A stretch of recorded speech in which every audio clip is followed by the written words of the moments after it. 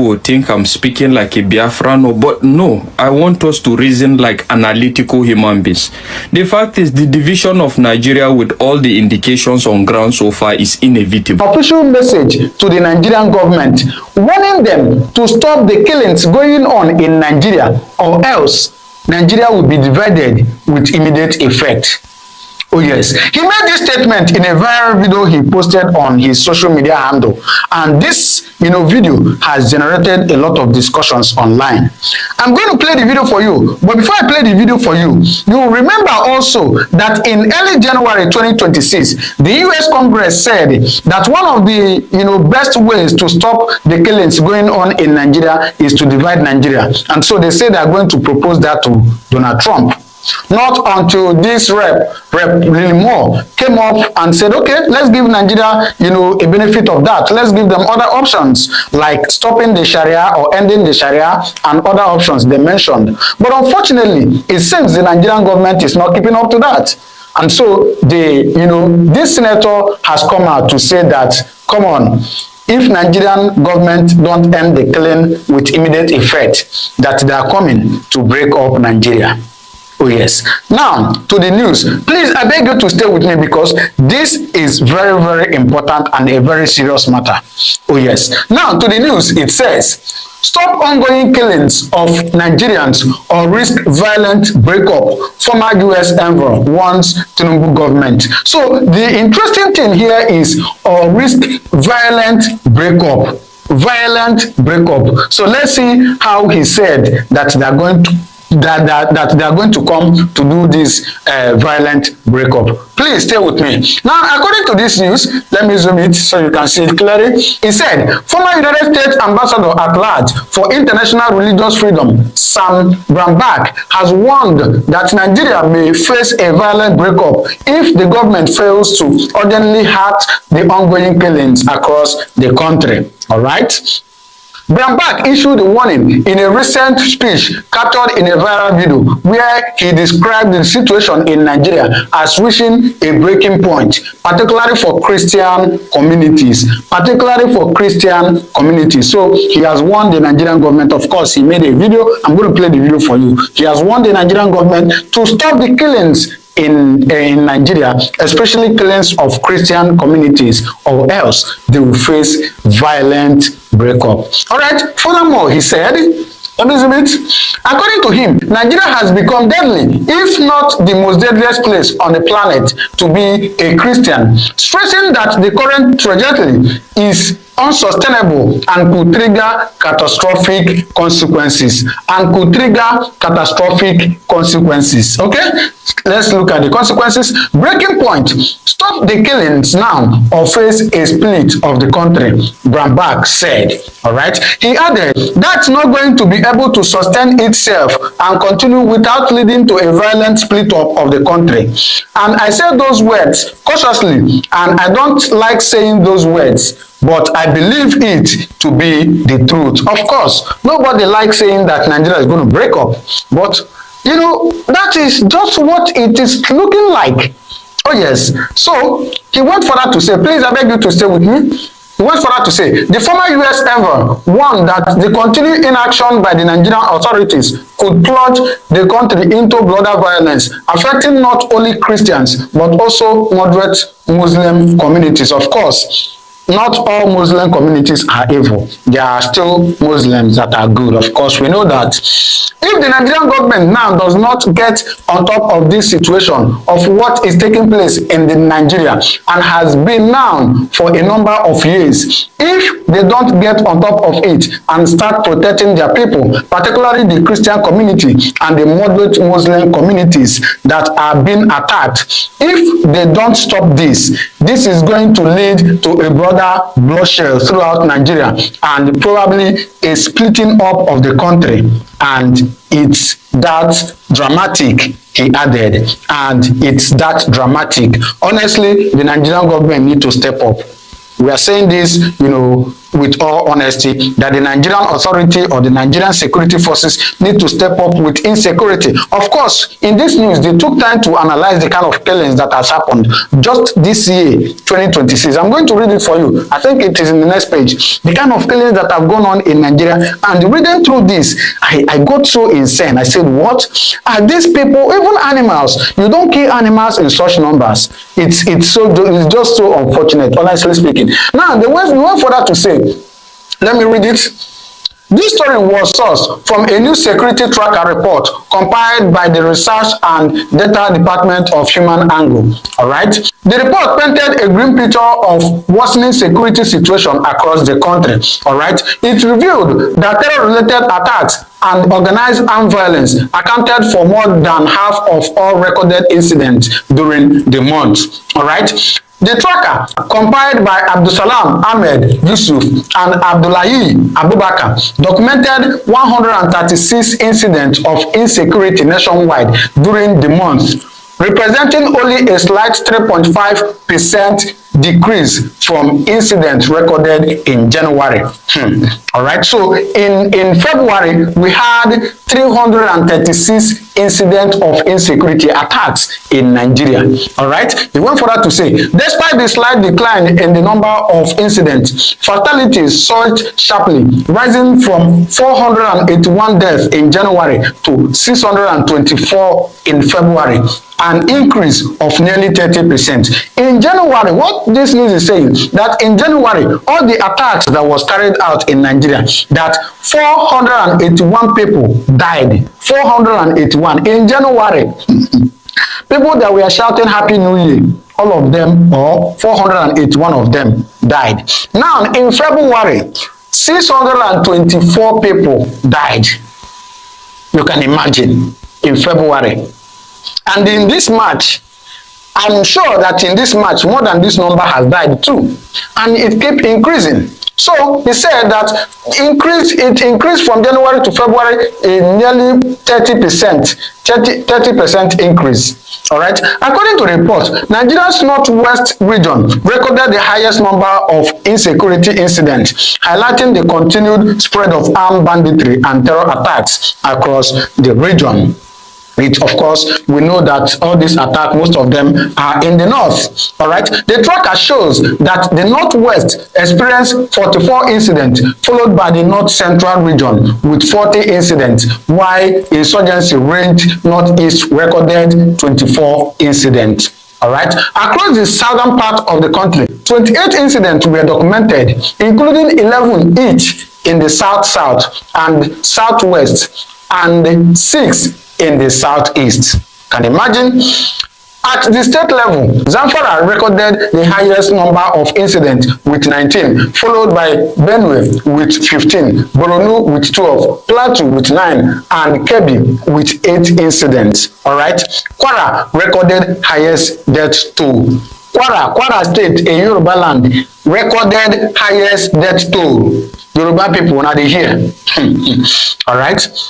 The report revealed that Kwara State recorded the highest number of fatalities nationwide, accounting for 174 deaths, largely linked to a mass casualty terror attack early in the month. Of course, in the month of February, we had the incident of these terror people, going to Kwara State to unalive people. So the number of people that died in Kwara State is more than the number of people that died in the northern part of Nigeria. Zamfara followed with 149 fatalities, while Borno and Kebbi recorded 48 deaths each. Benue State documented 38 fatalities during the period. All right. Regionally, the North Central recorded the highest death toll with 278 fatalities, while the Northwest followed with 217 deaths. You can imagine. So they took time to give the analysis of the number of people that have died from state to region in Nigeria from just January and February. And you can see the numbers we are calling here. The Northeast recorded 112 fatalities, while southern regions saw relatively lower numbers. Southwest recorded 9 deaths, Southeast 5, and South 3. So there's no more casualty in the southeast, even though they say that people that reside in the southeast are terrorists. But unfortunately, there is lower deaths in the southeast part of Nigeria. Interestingly, Kano and Jigawa State did not record any fatalities linked to insecurity during the period, according to the report. All right. Kidnapping also surged during the month, while 419 people adopted across 33 separate incidents in 13 states. Of course, in 13 states in Nigeria, people were adopted. Apart from insurgency, apart from shooting with gun, they also adopt people and go and unalive them. States affected by adoption include Niger, Kwara, Edo, Akwa Ibom, Katsina, Sokoto, Kaduna, Zamfara, Benue, Ebonyi, Plateau, Kano, and Ondo states. Alright, the report shows that Zamfara alone accounted for 11 kidnapping incidents and highest recorded in any state during the period. Kidnapping happened mostly in Zamfara state. Alright, other states recorded the following incidents: Sokoto 4, Kaduna 3, Benue 3, Niger 2, Kwara 2, Edo 2, while Akwa Ibom, Katsina, Ebonyi, Plateau, Kano, and Ondo recorded 1 incident each.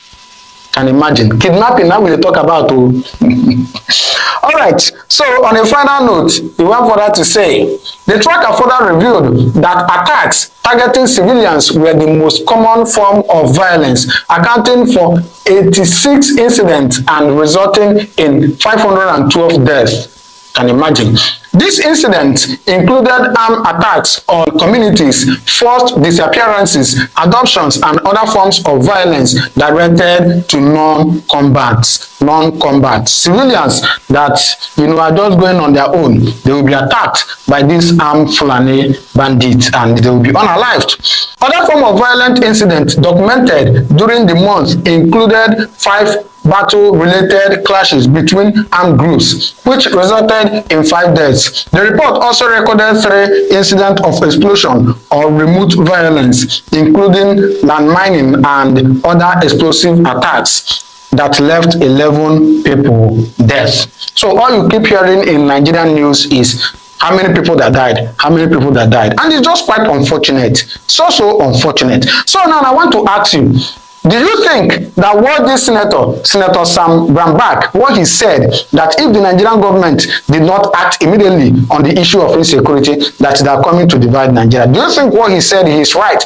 Or do you think there's any other option that you want to give Nigeria? As the other Rep. Limo said that they want to give Nigeria benefit of that by telling Nigeria to remove Sharia. Of course, the Nigerian state has said that they can't do without Sharia. They can't remove Sharia from the Nigerian constitution. I hope you know they say that. They have said that. Of course, even the Arewa Forum has come out to say that they cannot remove Sharia in the Nigerian constitution. So all this and many other things happening in Nigeria.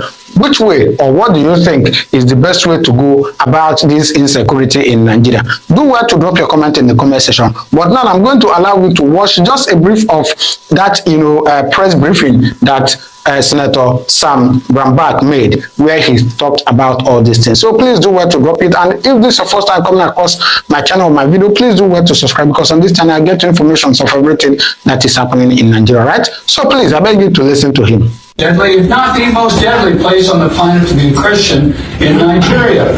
That's not going to be able to sustain itself and continue without leading to a violent split up of the country. And I say those words cautiously, and I don't like saying those words, but I believe it to be the truth. If the Nigerian government now does not get on top of this situation of what's taking place in Nigeria, and has been now for a number of years, if they don't get on top of it and start protecting their people, particularly the Christian community and the moderate Muslim communities that are being attacked, if they don't stop this, this is going to lead to broader bloodshed throughout Nigeria and probably a splitting up of the country. And it's that dramatic. Let's tell ourselves the truth now, at least for once. You see, I'm going to speak on a lot of people. The division of Nigeria is inevitable without implementing the regional system of government. Okay, let's look at the indicators. Number 1, the fact is, the issue of national insecurity at the moment happens to be majorly a northern problem, right? You quite agree with me on that. And in that regards now, any government of the day, any president at the moment that is not of the northern descent or northern origin that tries to fix that, if he's hoping to come for a second tenure, I bet you he can't succeed in that. You quite agree with me, right? And this is what I mean by that. Okay. In addressing, considering bringing into view now what happened recently in Benue, just the normal issue of farmers herders clashes as they call it, right? Okay. In fixing this kind of situations, now forget about the deployment of military, police, whatever, the president coming to visit. You quite agree with me that that doesn't solve anything and it's not going to solve anything. The only thing that will solve that to some certain extent is we having a situation where there is ranches established for herders, right? That is to say, the herders must be in tune with changing times. Because you quite agree with me, there is no developed country you go to in this world today that you'll find a situation where animals wander all around. There is none. You can never find any developed country of that nature. But in so doing now, if the president of the day tries to enforce that, it's going to be rejected by the northerners to some certain extent, evidently clear even in the past, right? Considering the fact that these people are citizens or whatever, they are nomadic in nature, right? That has always been the conversation. They are nomadic in nature, so they move from places to places. And the fact is, I don't know where we're actually getting this. Okay, if you say you are nomadic in nature, how do you expect the government to account for you? Have you ever seen a country where you have citizens being nomadic in nature and the government can account for them and make budget for?